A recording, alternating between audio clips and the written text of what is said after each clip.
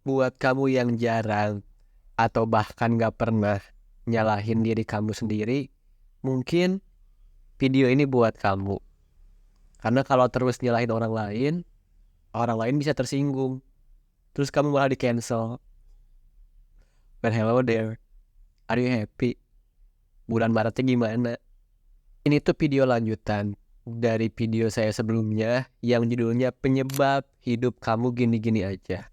Di video itu, saya bilang kalau penyebab hidup kamu, kita, gini-gini aja tuh ya karena kamu sendiri. Kamu yang banyak alasan, kamu yang sabotase diri, kamu yang udah mundur sebelum nyoba. Nah, saya tuh nemu penyebab lain. Ini karena kamu yang enggak berani buat nyalahin diri sendiri. Kamu lebih memilih nyalahin orang lain, lebih memilih nyalahin keadaan, atau bahkan lebih memilih nyalahin Tuhan. Kamu tuh siapa sih sok-sokan kayak lepas tanggung jawab gitu terhadap keputusan diri kamu sendiri. Kamu lebih memilih orang lain buat mutusin pilihan hidup kamu sendiri. Ketika pilihannya salah atau gagal, ya orang lain lah yang kamu salahin. Padahal harusnya diri kamu yang kamu salahin. Kenapa kamu lebih memilih orang lain buat memilih jalan hidup kamu sendiri? Menurut saya ya, alasan alasan kamu kayak gitu tuh lebih memilih orang lain karena takut salah, takut salah, takut gagal. Normal sih, cuman ya Allah, yang udah saya bilang berkali-kali tuh kalau takut salah tuh berarti kita nggak bisa belajar. Mungkin tuh mindsetnya harus diganti. Awalnya takut salah atau takut gagal bisa diganti dengan berani gagal, berani salah. Itu artinya berarti kita mau belajar. Atau bisa diganti dengan positive vibes. Jadi kayak mungkin ini yang benar, mungkin ini bakal berhasil. Karena ya Allah, salah, bener, mah biasa gitu kan. Nah, lagian ya, menurut saya tuh terkait pengambilan keputusan hidup tuh kita udah ada keputusannya sendiri. Cuman kita tetap butuh orang lain. Buat apa? Yang pertama tuh buat ada perspektif lain. Cuman tuh menurut saya ini nggak sepowerful itu karena pada akhirnya gimana kalau perspektif lainnya berbeda sama isi hati kita. Karena pada akhirnya kan kita ikutin isi hati kan gitu, walaupun hatinya lagi jelek atau apapun itu, kita lebih ngikutin kata hati kita.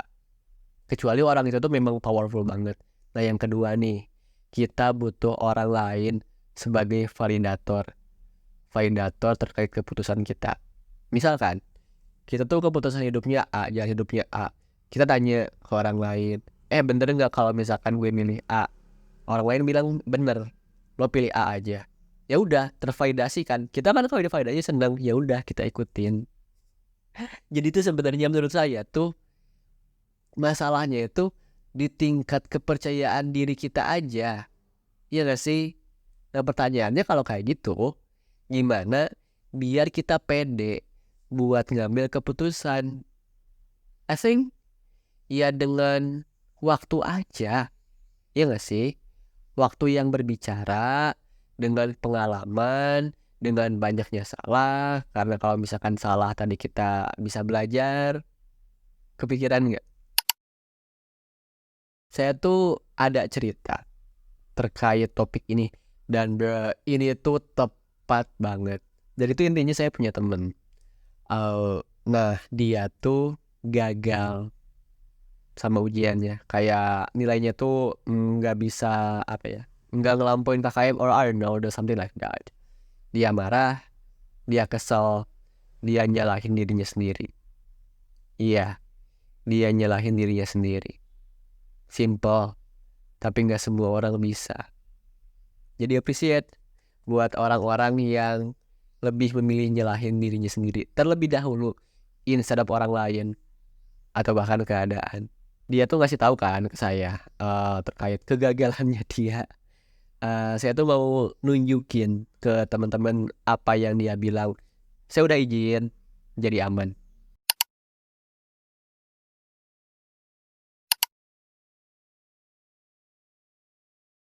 Gimana? Ada komen? Kau pernah gitu gak sih? Nyalahin diri sendiri. Saya tuh ya mau fokus ke sini. Dia bilang kayak gini. I know it was only me who didn't try her best or was relaxed too much. Kayaknya tuh ya nggak perlu dibahas lagi nggak sih? Kalimat yang teman saya bilang aja udah cukup. Karena memang kamu masalahnya. You're the problem though. Ada yang bisa atau yang harus kita lakuin pertama kali ketika menerima kegagalan adalah mengakui kalau diri kita yang sebenarnya salah. Apa ya? Iya kita banyak alasan. Iya kita sabotase diri. Iya kita nggak memanfaatkan waktu sebaik-baiknya. Akhirnya nyesel. Cuman tuh kenapa kamu masih nanya ya? Kenapa gue gini ya? Kenapa hidup gue gini-gini aja? Kenapa gue masih ada di tempat yang sama kayak tahun-tahun kemarin? Nggak berkembang. Gimana ya? Itu tuh aneh menurut saya. Memang banyak hal yang disebabin sama orang lain dan kita bisa nyalahin mereka. Misal kita udah bayar pajak nih, terus uang pajaknya malah dikorupsi, akhirnya infrastruktur pejalan kaki atau sebuah kota taman yang nggak oke, itu ya itu pantas sih. Cuman maksudnya tuh kita fokus ke diri sendiri aja. Karena channel ini soal kehidupan kita aja. I think kita harus ngebiasain diri buat lebih memilih nyalahin diri sendiri dulu instead of keadaan. Karena keadaan kayak gini ya karena diri kita sendiri.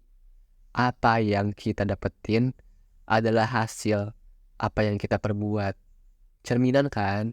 Memang hukum sebab akibat aja. Nggak usah takut salah. Karena pada akhirnya juga salah. Kalau kamu salah, ya kecewa boleh, sedih boleh, marah boleh, mau upload story terkait betapa menyedihkan hidup kamu boleh. Cuman tuh menurut saya nggak usah lama-lama karena kamu punya energi yang luar biasa buat ngejar apa yang kamu pengen daripada energinya diarahin ke terus ngedumel gitu yang nggak ada efek apa-apanya. Ya nggak, di sok salahin diri kamu sendiri karena tuh I don't know, it's just kamu sih masalahnya. It's really hard to explain, but yeah, but I hope that you got the point. Jadi sok salahin diri kamu sendiri aja, karena saya percaya tuh memang sumbernya diri kamu sendiri gitu. Pikiran nggak? Ya udah, itu aja buat video minggu ini. Bulan depan udah April, udah kuartal 2 2024. Semoga simpel aja sih, semoga yang kamu bakal dapetin di kuartal kedua di bulan April juga itu beda dari apa yang kamu dapetin di bulan-bulan sebelumnya, dan harus lebih baik karena kamu pantas lebih baik asalkan kamu mau lebih baik. Ya udah gitu aja, nanti kita ngobrol lagi ya. Thank you.